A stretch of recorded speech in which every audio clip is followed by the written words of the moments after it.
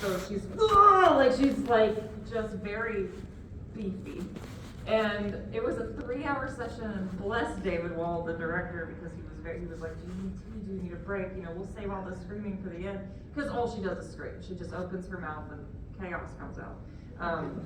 It was a 3-hour session. That's on the long side, but not all day of screaming, right? And so, I don't even remember why, but for some reason I didn't have a car at the time, so I took the Vaughn Lane, the bus between Dallas and Houston. I think my car was in the shop or something.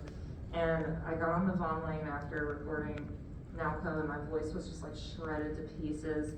And the Vaughn Lane was like really shaky, and I had a migraine, and I was like, I hate everything. And then I just threw up on the bus. Oh, it was the worst. Oh my God. So even though most of the challenge was afterward, that's the one that stands out to me, because I really took a beating that day.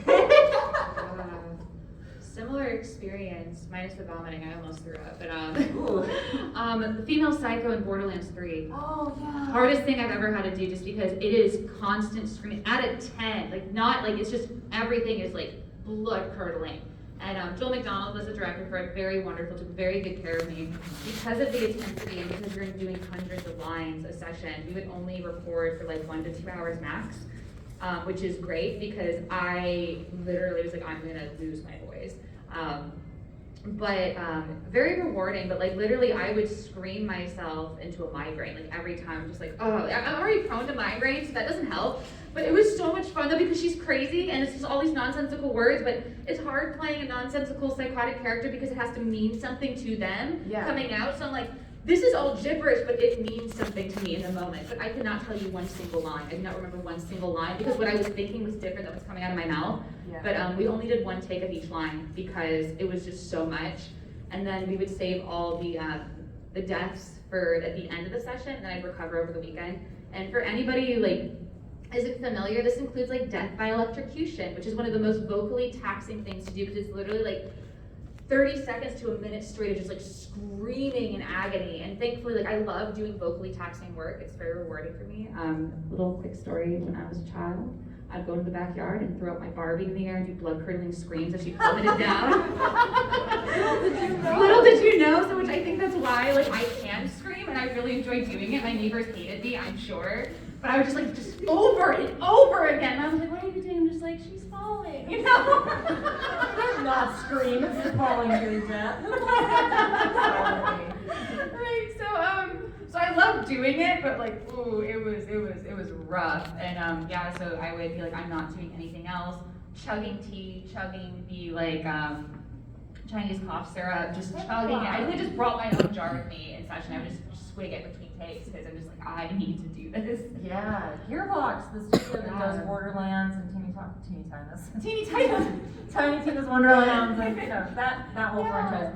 That studio's called Gearbox Software, and they are like my favorite studio to record for because they really do. They take such good care of the actor, and for good reason. Because anytime you do what's called a fight grid at Gearbox, the fight grid is for whatever character you're playing or whatever enemy type you're playing. You have a list of all right, you have to do 5 short reactions of getting burned alive, and now 5 long reactions of getting burned alive.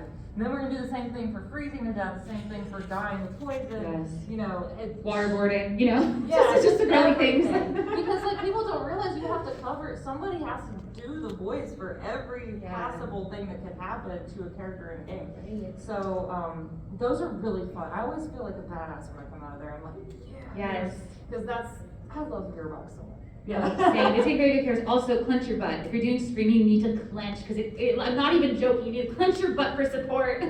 But it was funny because when I would come in for the female cycle, they mic you up, and I'm standing. But then because she's so crazy, I would punch down like a little gremlin, and they'd have to oh, Amber, you moved. We gotta adjust the microphone.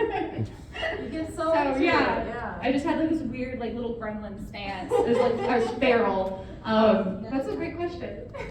Yeah, thank you. Yeah, thank you. Any excuse to talk about Gearbox? Oh yeah, for real. Absolutely. Any more cues? Oh, you got another hand? Oh,